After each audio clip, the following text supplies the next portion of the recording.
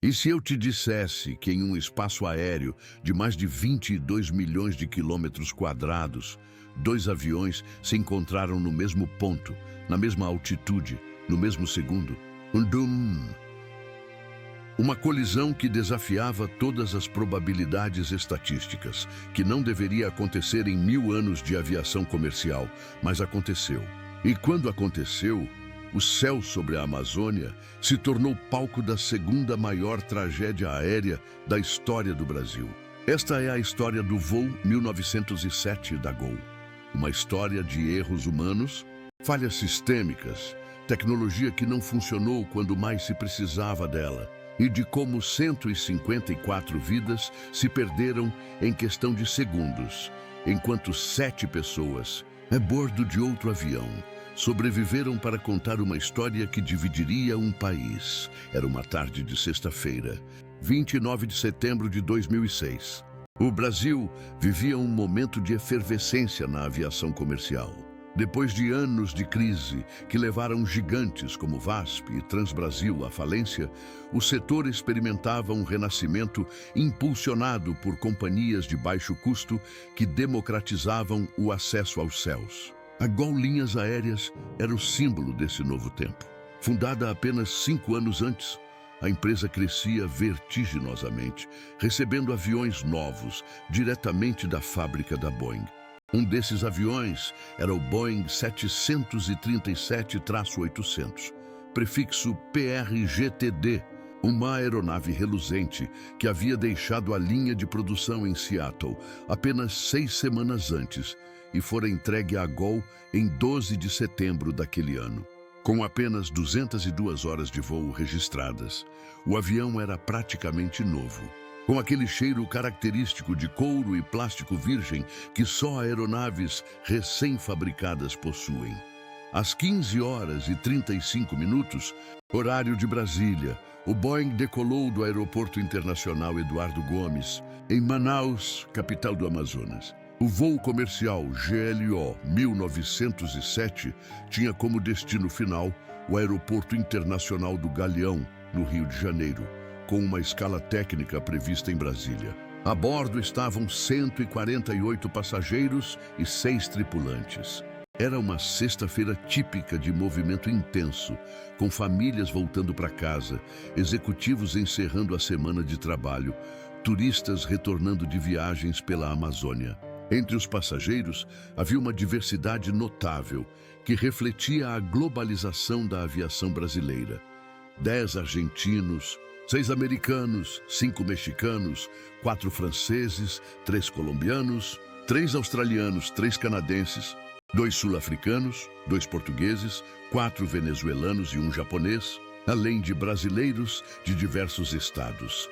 No comando do Boeing estava o comandante Décio Chaves Júnior, 44 anos, um piloto extremamente experiente com 15.498 horas de voo acumuladas, sendo 13.521 apenas em Boeing 737.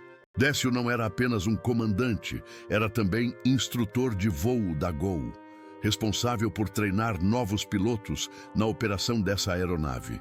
Ao seu lado direito, na função de primeiro oficial, estava Tiago Jordão Cruzo, com 3.981 horas de voo, das quais 3.081 em Boeing 737. Completando a tripulação, estavam 4 comissários de bordo. Era uma equipe altamente qualificada, experiente, que seguia todos os protocolos de segurança estabelecidos pela aviação civil brasileira e internacional.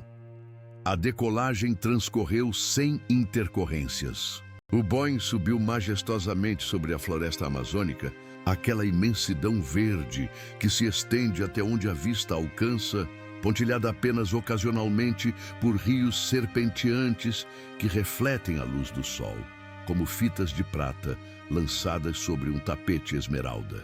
O plano de voo aprovado determinava que a aeronave voaria na aerovia UZ6, que liga Manaus a Brasília, mantendo o nível de voo 370, ou seja, 37 mil pés de altitude, aproximadamente 11.200 metros acima do solo.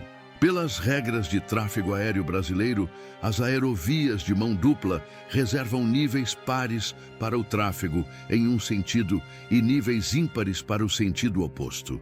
O Boeing, voando de Manaus para Brasília, estava corretamente no nível ímpar 370, mas enquanto o voo 1907 cruzava os céus em direção sudeste, outro avião voava na direção oposta. E aqui começa a convergência fatal de eventos que transformaria aquela tarde ensolarada em uma das páginas mais trágicas da aviação brasileira.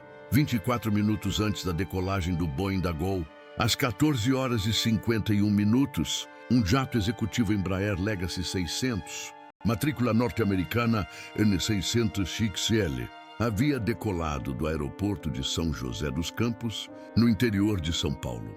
O Legacy era uma aeronave de luxo recém-saída da fábrica da Embraer, com apenas 19 horas de voo registradas. Tratava-se de um voo de entrega para a Excel Air Service Inc., empresa de táxi aéreo sediada em Ronkonkoma, Nova York, que havia adquirido o jato por aproximadamente 25 milhões de dólares. A bordo do Legacy estavam 7 pessoas. Na cabine de comando, o capitão Joseph Lepore, 42 anos, e o primeiro oficial Jean-Paul Palladino, 34 anos, ambos pilotos americanos experientes, mas realizando seu primeiro voo no comando de um Legacy 600. Era o voo inaugural deles, naquele modelo específico de aeronave. Entre os 5 passageiros estavam 2 executivos da XLR, 2 representantes da Embraer e um convidado especial, Joe Sharkey, colunista de viagens corporativas do The New York Times, que havia sido convidado para escrever uma matéria especial sobre aviação executiva para a revista Business Jet Traveler. O plano de voo do Legacy previa uma rota até Manaus, onde faria uma escala para reabastecimento, antes de prosseguir para Fort Lauderdale, na Flórida, destino final da aeronave. O documento, preparado pela Universal Weather and Aviation Inc., com sede em Houston, Texas, e fornecido pela Embraer, estabelecia que a aeronave deveria permanecer no nível de voo 370 até Brasília, onde desceria ao nível de voo 360, e depois subiria novamente ao nível 380 ao passar por determinado ponto de navegação. Essa mudança de altitude era crucial, essencial, vital, pois garantiria que o Legacy, voando em direção noroeste, estivesse em um nível de voo par, diferente dos aviões que voavam na direção oposta, como o Boeing da Gol. Mas algo deu errado, terrivelmente errado, quando o Legacy passou pela região de Brasília. Os controladores de tráfego aéreo do SINDACTA-1, o Centro Integrado de Defesa Aérea e Controle de Tráfego Aéreo, deveriam ter instruído a aeronave a descer do nível 370 para o nível 360. O Brasil utilizava na época um sistema peculiar, em que as telas de radar não apenas exibiam a altitude real dos aviões, mas também a altitude pretendida conforme o plano de voo. No monitor do controlador, o Legacy aparecia com o indicativo 370 igual 360, significando que deveria descer de 37 mil pés para 36 mil pés. Mas o controlador, inexperiente e sobrecarregado, interpretou erroneamente essa informação como se a aeronave já estivesse na altitude correta. Ele nunca emitiu a instrução de descida.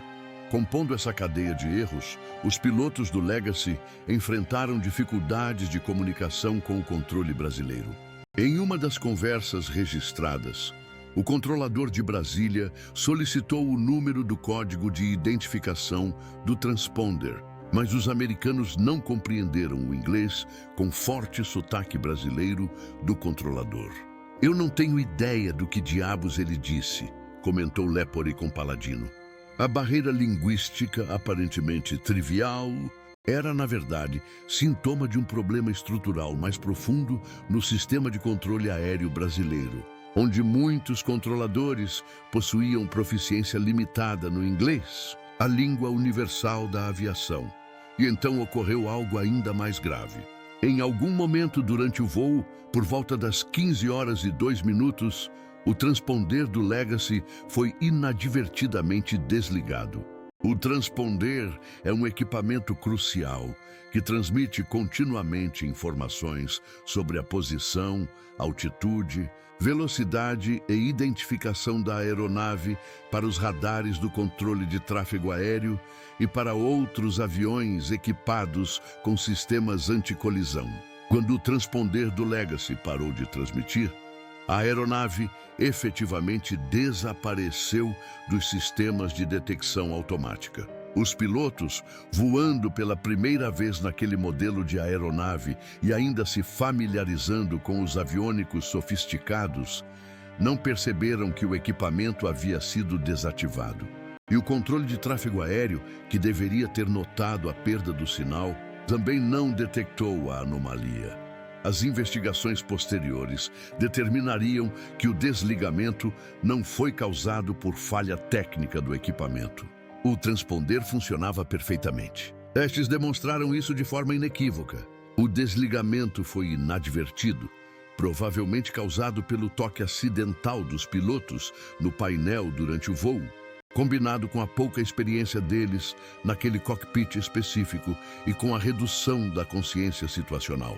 Mas as consequências desse desligamento acidental foram catastróficas. Porque quando o transponder do Legacy deixou de transmitir, ele também desabilitou o sistema TCAS, o Traffic Collision Avoidance System, sistema anticolisão de tráfego que equipa aeronaves modernas. O TCAS é uma das últimas linhas de defesa da aviação. Esse sistema monitora continuamente o espaço aéreo ao redor da aeronave, detectando outras aeronaves próximas através de seus transponders. Se o sistema identifica risco de colisão, ele emite alertas sonoros e visuais aos pilotos e, nos casos mais críticos, fornece instruções automáticas de manobras evasivas, dizendo a um piloto para subir e ao outro para descer, evitando assim o encontro fatal. Mas o TCAS só funciona se ambas as aeronaves estiverem com seus transponders ativos e transmitindo. Com o transponder do Legacy desligado, o TCAS de ambas as aeronaves ficou cego. Elas não podiam se detectar mutuamente. Eram por volta de 16h50. O céu estava limpo, azul profundo, com o sol baixo no horizonte oeste, lançando aquela luz dourada característica do final da tarde. A visibilidade era excelente, mas em velocidades de cruzeiro superiores a 800 km/h, a visibilidade humana tem limites severos. Um piloto não consegue ver e reagir a tempo a outra aeronave, se aproximando em sentido contrário. A velocidade de fechamento combinada, quando dois aviões voam um em direção ao outro, ultrapassa 1.600 km/h. Isso significa que a distância entre eles diminui a uma taxa de cerca de 450 metros por segundo. Mesmo que um piloto avistasse o outro avião a 5.000 metros de distância, teria apenas 11 segundos para processar a informação, tomar uma decisão e executar uma manobra evasiva em uma aeronave, pesando mais de 60 toneladas. É um tempo insuficiente, impossível. Às 16h56:54, sobre o estado de Mato Grosso, a aproximadamente 200 quilômetros ao sul da Serra do Cachimbo, exatamente no nível de voo 370, 11.200 metros acima da floresta amazônica, as duas aeronaves se encontraram. O impossível aconteceu. Em toda a vastidão do céu brasileiro, dois aviões ocuparam o mesmo ponto no mesmo instante. O winglet esquerdo do Legacy, aquela ponta aerodinâmica na extremidade da asa, cortou como uma lâmina de guilhotina a asa esquerda do Boeing da Gol. O impacto foi devastador. Metade da asa do Boeing foi arrancada instantaneamente, destruindo completamente a estrutura aerodinâmica da aeronave. Para os ocupantes do Boeing, o que se seguiu foi um mergulho terrível no abismo. Sem metade de sua asa esquerda, a aeronave perdeu completamente a sustentação aerodinâmica e o controle. Os gravadores de voz da cabine registraram os últimos momentos. Décio Chaves e Tiago Jordão tentaram desesperadamente recuperar o controle, aplicando comandos nos manche, ajustando os compensadores, lutando contra uma aeronave que simplesmente não respondia mais. O Boeing entrou imediatamente em uma espiral descendente à esquerda, uma atitude conhecida na aviação como parafuso chato, uma condição irrecuperável. A aeronave girou em torno de si mesma pelo menos 11 vezes durante a descida, submetida a forças aerodinâmicas extremas em todos os seus eixos, com acelerações positivas e negativas muito superiores aos limites máximos da resistência prevista em seu envelope operacional. Os gravadores de dados pararam de registrar 53 segundos após a colisão, mas o tempo total de queda foi estimado em 1 minuto e 3 segundos. Durante esse mergulho vertiginoso, enquanto o avião despencava em rotação descontrolada, enquanto passageiros e tripulantes eram submetidos a forças G extremas que os impediam até de gritar, a estrutura da aeronave começou a se desintegrar. As asas se separaram da fuselagem. A cauda se desprendeu. Pedaços do avião, grandes e pequenos, choveram sobre a floresta. Então, em uma cratera na mata fechada, no meio da terra indígena Capoto-Jarinã, a aproximadamente 30 quilômetros de Peixoto de Azevedo, no Mato Grosso, os destroços do Boeing da Gol atingiram o solo a uma velocidade estimada em mais de 1.000 quilômetros por hora. Não houve sobreviventes. 154 pessoas morreram instantaneamente. Enquanto isso, a 800 quilômetros de distância, dentro do Legacy, algo completamente diferente estava acontecendo. Joe Sharkey, o jornalista do New York Times, descansava confortavelmente em seu assento de couro, com o quebra-sol da janela fechado. Não houve aviso, apenas um solavanco súbito e um forte impacto metálico, seguido por um silêncio assustador, interrompido apenas pelo zunido constante dos motores. Fomos atingidos, disse Henry Yandel, um dos funcionários da Embraer que estava em pé no corredor perto da cabine. Atingidos? Pelo quê? Pensou Shark. Ele levantou o quebra-sol da janela. O céu estava claro, o sol baixo. A floresta tropical se estendia até o horizonte. Mas lá, na extremidade da asa esquerda do Legacy, onde deveria estar um winglet de 1,5 metro de altura, havia apenas uma aresta dentada, talvez de 30 centímetros. Um pedaço da asa havia sido arrancado. Na cabine de comando do Legacy, o caos controlado. Lepore e Paladino lutavam com os controles. O piloto automático havia sido desligado pelo impacto. A aeronave estava desequilibrada, puxando constantemente para a esquerda devido aos danos no winglet e no estabilizador horizontal. Manter o avião nivelado exigia força física constante no manche. Combustível vazava da asa danificada. Alarmes soavam. Mas o Legacy, apesar dos danos severos, permanecia voável. Os motores funcionavam. As superfícies de controle principais respondiam. Paladino, com mais experiência no tipo de aeronave, assumiu o comando. Então eu assumo, ele disse a Lepore. Os próximos 30 minutos foram angustiantes para os 7 ocupantes do Legacy. Eles não sabiam o que havia atingido seu avião. Pensavam talvez em um pássaro, em detritos no ar, em alguma falha estrutural. A ideia de que haviam colidido com outro avião parecia impossível, absurda. Tentaram fazer contato por rádio na frequência de emergência 121.5 MHz, mas os transceptores de emergência não estavam operando naquela região remota da Amazônia.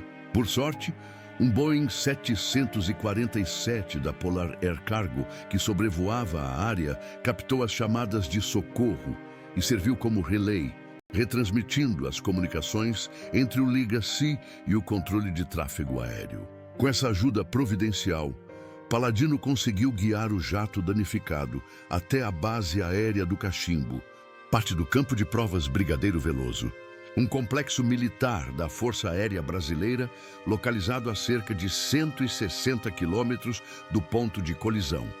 O pouso foi tenso, mas bem sucedido. Quando as rodas do Legacy tocaram a pista de terra da base militar, os 7 ocupantes respiraram aliviados. Haviam sobrevivido, mas a celebração durou pouco. Nas horas seguintes, enquanto inspecionavam os danos ao jato e conversavam com militares brasileiros através de um inglês precário, começaram a entender a magnitude do que havia acontecido. Um inspetor militar especulou que ambos os aviões estavam inexplicavelmente na mesma altitude, que os pilotos do outro avião tentaram uma manobra evasiva desesperada, que o outro avião havia caído. Apenas gradualmente, à medida que a noite caía sobre a selva amazônica, a terrível verdade se revelou. 154 pessoas estavam mortas, enquanto os 7 sobreviventes do Legacy eram levados sob custódia militar. Confusos e traumatizados, uma das maiores operações de busca e salvamento da história da aviação brasileira estava sendo mobilizada. Quando o voo 1907 desapareceu dos radares às 16 horas e 48 minutos, os controladores tentaram fazer contato repetidamente, sem resposta. O protocolo de emergência foi ativado, mas localizar um avião caído na imensidão da floresta amazônica, uma área de vegetação densa, sem referências claras, é como procurar uma agulha em um palheiro do tamanho de um país. A Força Aérea Brasileira enviou 5 aeronaves de asa fixa e 3 helicópteros para a região. Até 200 pessoas participaram inicialmente da operação de busca. Entre eles, membros do povo indígena Kayapó, cujo conhecimento íntimo da floresta seria fundamental nas semanas seguintes. Os destroços do voo 1907 foram finalmente localizados na manhã de sábado, 30 de setembro, cerca de 10 horas após a queda. As imagens transmitidas pelos primeiros helicópteros que chegaram ao local eram devastadoras. Não havia uma aeronave. Havia pedaços de aeronave espalhados por uma área extensa. A cratera de impacto. Destroços pendurados nas árvores. Corpos e partes de corpos dispersos pela mata. O cenário era de completa destruição.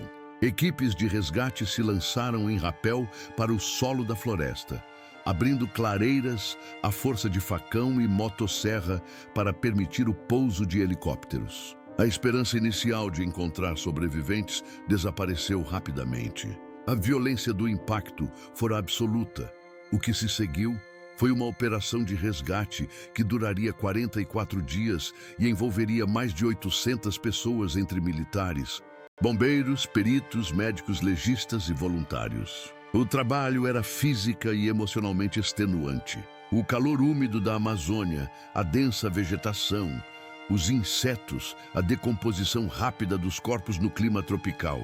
Os militares do Esquadrão Aeroterrestre de Salvamento, o Paraçar, unidade de elite da Força Aérea Brasileira, trabalhavam em turnos exaustivos. À medida que os corpos eram encontrados, eram cuidadosamente documentados, colocados em recipientes adequados, transportados de helicóptero até a Fazenda Jarinã, que servia como base de apoio da operação, e depois levados para o Instituto Médico Legal de Brasília para identificação. As 2 caixas pretas do Boeing foram localizadas na segunda-feira, 2 de outubro. O módulo de memória do gravador de voz da cabine só seria encontrado quase 4 semanas depois. A recuperação das 154 vítimas se estendeu por quase 7 semanas. Todos os corpos foram eventualmente identificados através de DNA, impressões digitais ou características pessoais. O último corpo identificado foi do bancário Marcelo Paixão Lopes, quase 2 meses após o acidente. Os laudos médicos do IML determinaram que todas as vítimas morreram por politraumatismo causado pelo impacto com o solo à velocidade vertiginosa. Não foi possível determinar se algumas pessoas perderam a consciência antes devido à descompressão explosiva, quando o avião se desintegrou no ar, mas tudo indicava que o tempo foi insuficiente para causar morte por asfixia. A causa final foi o impacto. A Força Aérea Brasileira também retirou da selva aproximadamente 1,5 toneladas de pertences das vítimas para devolver aos familiares.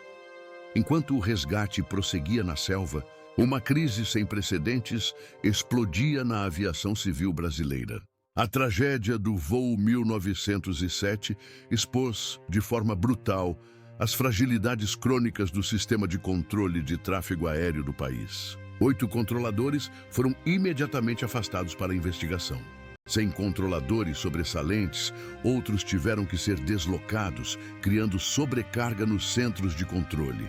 Em 20 de outubro, uma pane no Centro de Processamento de Dados obrigou o Sindacta 2 a desligar o sistema de radar no sul do país, provocando atrasos de até 3 horas e 40 minutos, em 146 voos. A falha não foi isolada.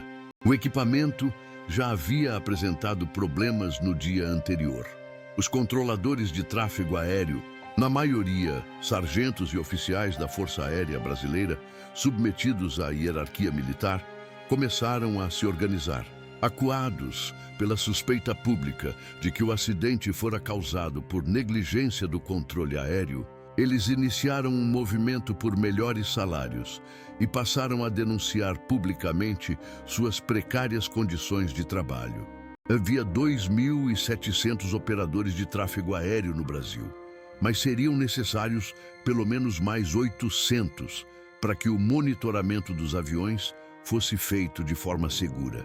A consequência era sobrecarga crônica, com profissionais controlando mais aviões do que o regulamento previa, trabalhando jornadas extenuantes, operando equipamentos obsoletos.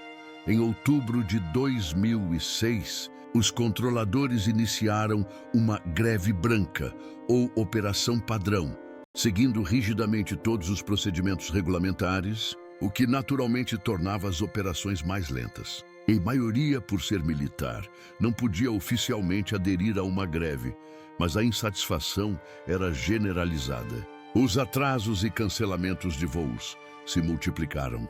Filas gigantescas se formaram nos aeroportos. A imprensa cunhou o termo caos aéreo para descrever a situação. A crise atingiu seu ápice em 30 de março de 2007, quando 260 controladores do Sindacta 1, em Brasília, se aquartelaram em protesto. Os 49 aeroportos comerciais do Brasil foram paralisados. Todo o tráfego aéreo nacional foi suspenso. O governo, pegando fogo, teve que negociar diretamente com os grevistas. O presidente Lula, em viagem oficial nos Estados Unidos, autorizou o ministro do Planejamento a fazer um acordo. A greve foi suspensa, mas a crise continuaria por meses, e as investigações sobre as causas do acidente revelaram uma cadeia complexa de erros e responsabilidades divididas. O Centro de Investigação e Prevenção de Acidentes Aeronáuticos, o CENIPA, conduziu a investigação oficial brasileira, enquanto o National Transportation Safety Board, o NTSB americano, participou como observador, por se tratar de uma aeronave americana e pilotos americanos. Os relatórios finais, divulgados em dezembro de 2008, mais de 2 anos após o acidente, apresentaram conclusões que geraram controvérsias. O CENIPA determinou que o acidente resultou de uma combinação de fatores contribuintes: falhas do controle de tráfego aéreo brasileiro, que autorizou inicialmente o plano de voo inadequado do Legacy e falhou em detectar e corrigir o erro de altitude. O desligamento inadvertido do transponder do Legacy pelos pilotos americanos, possivelmente devido à pouca experiência na aeronave e nos aviônicos. A falta de consciência situacional da tripulação do Legacy, que não percebeu que estava voando há quase 1 hora em um nível de voo não padrão para sua rota e não solicitou confirmação do controle. E deficiências no treinamento. O relatório isentou completamente a tripulação do Boeing da Gol. que seguia corretamente todas as instruções e cujo TCAS não pôde detectar o Legacy devido ao transponder desligado. O NTSB americano, por sua vez, apresentou uma ênfase diferente. Concluiu que ambas as tripulações, a da Gol e a do Legacy, agiram corretamente dadas as informações que possuíam. Atribuiu peso maior à sequência de erros do controle de tráfego aéreo, que criaram as condições para a colisão. Essa divergência entre os relatórios brasileiro e americano refletia diferentes filosofias investigativas e tornava ainda mais complexa a questão da responsabilidade criminal, porque, paralelamente à investigação técnica, processos criminais foram instaurados. Em 2007, a Polícia Federal indiciou os pilotos Joseph Lepore e Jean Paul Palladino por atentado contra a segurança de transporte aéreo. Inicialmente absolvidos em primeira instância, a decisão foi revertida em tribunal, após recursos da Associação de Familiares e Amigos das Vítimas. Em 2011, Lepore e Palladino foram condenados a 3 anos, 1 mês e 10 dias de prisão em regime aberto. A pena foi posteriormente reduzida para 3 anos e 1 mês. 4 controladores de tráfego aéreo também foram condenados a penas semelhantes, mas aqui a história toma um rumo frustrante para os familiares das vítimas. Embora condenados, os pilotos americanos jamais cumpriram suas penas. Eles retornaram aos Estados Unidos pouco após o acidente e nunca mais voltaram ao Brasil. Em dezembro de 2017, a Justiça Federal do Mato Grosso decretou a prisão da dupla, mas o governo americano alegou que não tinha mecanismos e jurisdição para aplicar a sentença brasileira. A Justiça americana se recusou a extraditar seus cidadãos. Em maio de 2024, as penas prescreveram. Joseph Lepore e Jean Paul Palladino jamais pisaram em uma prisão. Joe Sharkey, o jornalista do New York Times que estava no Legacy, publicou dias após o acidente um artigo detalhado intitulado Colidindo com a Morte a 37 mil pés e Sobrevivendo. Posteriormente, em seu blog e em outros artigos, ele criticou veementemente o que considerava falhas do sistema de controle aéreo brasileiro, a forma como a mídia e as autoridades brasileiras trataram o caso, e defendeu enfaticamente os pilotos americanos. Rosane Gutschar, presidente da Associação de Familiares e Amigos das Vítimas, cujo marido morreu no voo 1907, processou Sharkey por danos morais, alegando que suas declarações ofenderam a nação brasileira.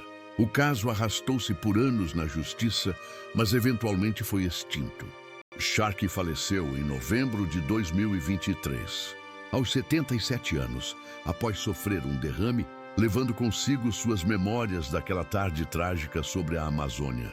As famílias das 154 vítimas receberam indenizações da Gol. Acordos foram fechados ao longo dos anos, com valores calculados de acordo com expectativa de vida, grau de instrução e salário das vítimas. Cerca de 106 famílias fecharam acordos que totalizaram dezenas de milhões de reais. Mas nenhuma quantia de dinheiro poderia preencher o vazio deixado pela perda repentina e violenta de pais. Mães, filhos, irmãos, amigos. O legado do voo 1907 vai muito além das estatísticas de mortalidade. O acidente forçou uma reavaliação profunda do sistema de aviação civil brasileira. Nos anos seguintes, o número de controladores de tráfego aéreo foi significativamente aumentado, permitindo redução de jornadas e melhor distribuição da carga de trabalho.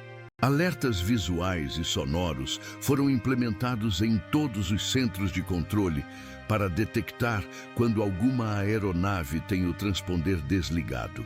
Os sistemas de gerenciamento de dados em radares foram atualizados. As cartas de navegação foram completamente revisadas em todas as regiões do Brasil, permitindo maior fluxo de aviões e reduzindo possibilidades de erro ou confusão. Investimentos em infraestrutura aeroportuária, que vinham sendo negligenciados, foram retomados. Mas a lição mais profunda vai além dos aspectos técnicos. O voo 1907 demonstrou de forma trágica que na aviação moderna, nenhum sistema isolado pode garantir segurança absoluta. É necessário múltiplas camadas de proteção, redundâncias, vigilância constante, treinamento rigoroso, comunicação clara, consciência situacional permanente. E mesmo assim, quando múltiplos pequenos erros se alinham na sequência errada, no momento errado, o impossível pode acontecer.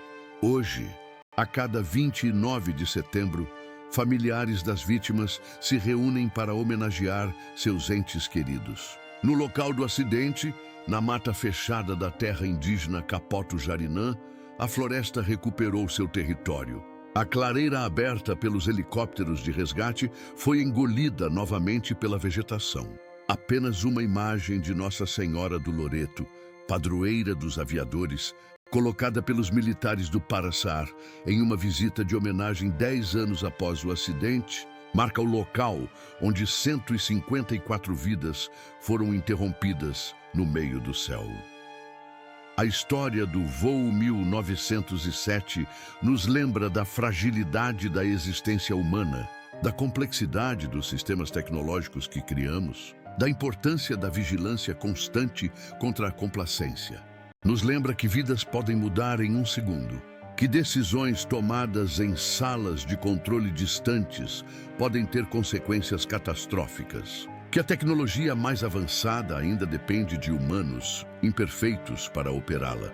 E nos lembra de honrar aqueles que perdemos, não apenas com memórias, mas trabalhando incansavelmente para que tragédias semelhantes nunca mais se repitam.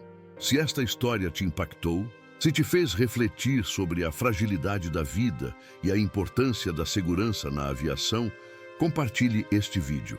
Inscreva-se no canal para mais histórias reais que precisam ser contadas, que não devem ser esquecidas. Porque lembrar é honrar, e honrar é aprender.